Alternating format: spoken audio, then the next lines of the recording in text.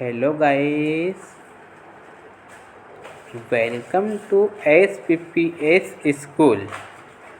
Today we see Chapter 3 पृथ्वी की आंतरिक संरचना of 11th class Geography. Watch the video from start to end. If you like the video, then please like and share. आइए हम chapter 3 पृथ्वी की आंतरिक संरचना का सॉल्यूशन कर लेते हैं। ठीक है,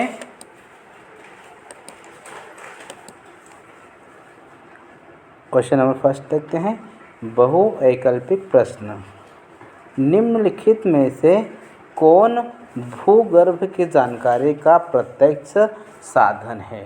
ठीक है, इनमें से कौन भूगर्भ की जानकारी का प्रत्यक्ष साधन है? ऑप्शन देखते हैं।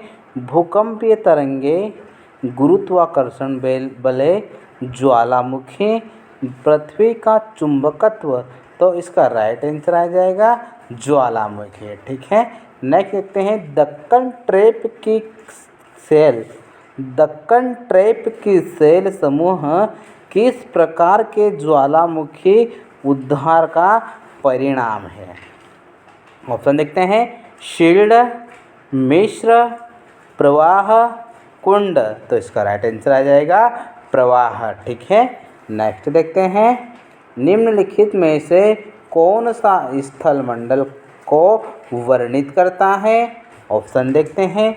ऊपरी व निचले मेंटल, भूपटल व क्राउड, भूपटल व ऊपरी मेंटल, मेंटल व क्राउड। तो इसका राइट आंसर आ जाएगा भूपटल व ऊपरी मेंटल। ठीक है, नेक्स्ट देखते हैं। निम्न में से कौन सी भूकंप तरंगे चट्टानों में संकुचन व फैलाव लाती है? ठीक है, इनमें से कौन सी भूकंप तरंगे चट्टानों में संकुचन व फैलाव लाती है? ऑप्शन देखते हैं। पी तरंगे, एस तरंगे, धरातलीय तरंगे। उपर्युक्त में से कोई नहीं। इसका आंसर आ जाएगा पी तरंगे। ठीक है, नेक्स्ट क्वेश्चन देखते हैं। क्वेश्चन नंबर 2, निम्नलिखित प्रश्नों के उत्तर लगभग 30 शब्दों में दीजिए। ठीक है, हमें यहाँ पर क्वेश्चन से आंसर 30 शब्दों में बताने हैं। क्वेश्चन नंबर फर्स्ट, भूगर्भीय तरंगे क्या हैं? भूगर्भीय तरंगे क्या हैं? इसका आंसर देखते हैं। भूगर्भीय तरंगे ऊर्ध्व केंद्र से ऊर्जा मुक्त होने के दौरान पैदा होती है। ठीक है, भूगर्भीय तरंगे ऊर्ध्व केंद्र से ऊर्जा मुक्त होने के दौरान पैदा होती हैं और पृथ्वी के अंदरूनी भाग से होकर सभी दिशाओं में आगे बढ़ती है। ठीक है, और पृथ्वी के अंदरूनी भाग से होकर सभी दिशाओं में आगे बढ़ती हैं, इसलिए उन्हें भूगर्भिक तरंगे कहा जाता है। ठीक है, इसलिए उन्हें भूगर्भिक तरंगे कहा जाता है। भूगर्भिक तरंगे 2 प्रकार की होती है। इन्हें पी तरंगे और एस तरंगे कहा जाता है। ठीक है,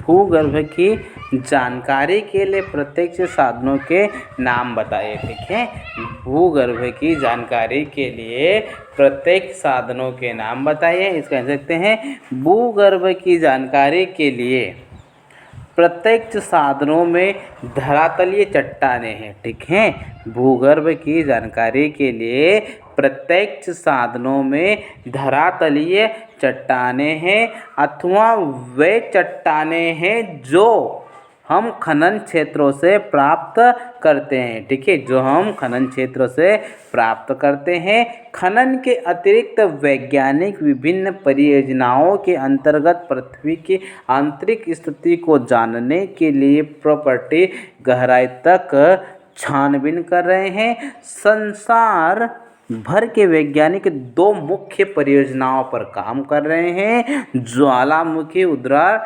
प्रत्यक्ष जानकारी का एक अन्य स्रोत है। जब कभी भी ज्वालामुखी उद्वार से लावा पृथ्वी के धरातल पर आता है, यह प्रयोगशाला अन्वेषण के लिए उपलब्ध होता है। ठीक है, यह प्रयोगशाला अन्वेषण के लिए उपलब्ध होता है। ठीक है, नेक्स्ट क्वेश्चन देखते हैं। भूकंपीय तरंगे छाया क्षेत्र कैसे बनाती हैं? भूकंपीय तरंगे छाया क्षेत्र कैसे बनाती हैं? इसका आंसर देखते हैं। जहाँ कोई भी भूकंपीय तरंगे अभिलेखित नहीं होती है। ठीक है, जहाँ कोई भी भूकंपीय तरंग अभिलेखित नहीं होती हैं, ऐसे क्षेत्रों को भूकंपीय छाया क्षेत्र कहा जाता है। ठीक है, ऐसे क्षेत्रों को भूकंपीय छाया क्षेत्र कहा जाता है। वैज्ञानिकों का मानना है कि भूकंप अधिकेंद्र से 105 डिग्री और 145 डिग्री के बीच का क्षेत्र दोनों प्रकार की तरंगों के लिए छाया क्षेत्र है। ठीक है, दोनों प्रकार की तरंगों के लिए छाया क्षेत्र है। एक भूकंप का छाया क्षेत्र दूसरे भूकंप के छाया क्षेत्र से भिन्न होता है। ठीक है, 105 डिग्री के परे क्षेत्र में इस तरंगे नहीं पहुंचती है। ठीक है, 105 डिग्री के परे क्षेत्र में इस तरंगे नहीं पहुंचती है।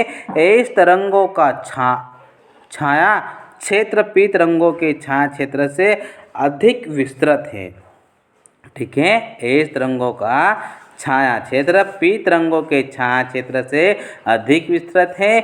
भूकंप अधिकेंद्र के 105 डिग्री से 145 डिग्री तक पी तरंगों का छाया क्षेत्र एक पट्टी के रूप में पृथ्वी के चारों तरफ प्रतीत होता है। ठीक है, एक पट्टी के रूप में पृथ्वी के चारों तरफ प्रतीत होते हैं। इस तरंगों का छाया क्षेत्र न केवल विस्तार में बड़ा है, वरना यह पृथ्वी के 40% भाग से भी अधिक है। ठीक है, नेक्स्ट क्वेश्चन देखते हैं। क्वेश्चन नंबर 4, भूकंपीय गतिविधियों के अतिरिक्त भूगर्भ की जानकारी संबंधी अप्रत्यक्ष साधनों को संक्षेप में वर्णन करें। ठीक है, तो हम इसका आंसर देख लेते हैं। पदार्थ के गुणधर्म के विश्लेषण से पृथ्वी के आंतरिक भाग की अप्रत्यक्ष जानकारी प्राप्त होती है। खनन क्रिया से हमें पता चलता है कि पृथ्वी के धरातल में गहराई बढ़ने के साथ साथ पदार्थ का घनत्व भी बढ़ता है। ठीक है, पृथ्वी की गहराई बढ़ने के साथ साथ पदार्थ का घनत्व भी बढ़ता है। पृथ्वी की अंतरिक्ष जानकारी का दूसरा अप्रत्यक्ष स्रोत उत्काएँ हैं, जो कभी कभी धरती तक पहुंचती हैं। उत्काएँ वैसे ही ठोस पदार्थ से बनी हैं जिनसे हमारा यह ग्रह पृथ्वी बना है। ठीक है, जिनसे कि यह ग्रह हमारा पृथ्वी बना है। अतः पृथ्वी की आंतरिक जानकारी के लिए उत्काओं का अध्ययन एक अन्य महत्वपूर्ण स्रोत है। अन्य अप्रत्यक्ष स्रोत में गुरुत्वाकर्षण तथा चुंबकीय क्षेत्र में शामिल है। पृथ्वी के केंद्र से दूरी के कारण गुरुत्वाकर्षण बल ध्रुवों पर अधिक और भूमध्य रेखा पर कम होता है। ठीक है, गुरुत्वाकर्षण बल ध्रुवों पर अधिक और भूमध्य रेखा पर कम होता है। ठीक है, नेक्स्ट क्वेश्चन देखते हैं। क्वेश्चन नंबर 3, निम्नलिखित प्रश्नों के उत्तर लगभग 150 शब्दों में दीजिए। ठीक है, इसमें हम फर्स्ट क्वेश्चन देखते हैं। भूकंपीय तरंगों के संचरण का उन चट्टानों पर प्रभाव बताएं जिनसे होकर ये तरंगे गुजरती है। ठीक है, एक बार क्वेश्चन को फिर से देख लीजिएगा। भूकंपीय तरंगों के संचरण का उन चट्टानों पर प्रभाव बताएं जिनसे होकर ये तरंगे गुजरती है। ठीक है, इसका आंसर आ जाएगा। भूकंपीय तरंगे दो प्रकार की होती है। ठीक है, भूकंपीय तरंगे दो प्रकार की होती हैं। इन्हें पी तरंगे व ऐस तरंगे कहा जाता है। ठीक है, इन्हें पी तरंगे और ऐस तरंगे कहा जाता है। पी तरंगे तीव्र गति से चलने वाली तरंगे है और धरातल पर सबसे पहले पहुंचती है। ठीक है, ये तरंगे धरातल पर सबसे पहले पहुंचती है। पी तरंगे गैस, तरल व ठोस तीनों प्रकार के पदार्थ से गुजर सकती हैं। इस तरंगे के विषय में एक महत्वपूर्ण तथ्य यह है कि केवल ठोस पदार्थ के ही माध्यम से चलती हैं। भिन्न भिन्न प्रकार के भूकंपीय तरंगों के संचारित होने की प्रणाली भिन्न भिन्न होती है। ठीक है, भूकंपीय तरंगों के संचालित होने की प्रणाली भिन्न भिन्न होती हैं। जैसे ही ये संचारित होती हैं वैसे ही सेलों में कंपन पैदा होता है। ठीक है, जैसे ही ये संचारित होती हैं वैसे ही सेलों में कंपन पैदा होता है। पी तरंगों के कंपन की दिशा में तरंगों की दिशा के समांतर ही होती है। यह संचरण गति की दिशा में ही पदार्थ पर दबाव डालती है।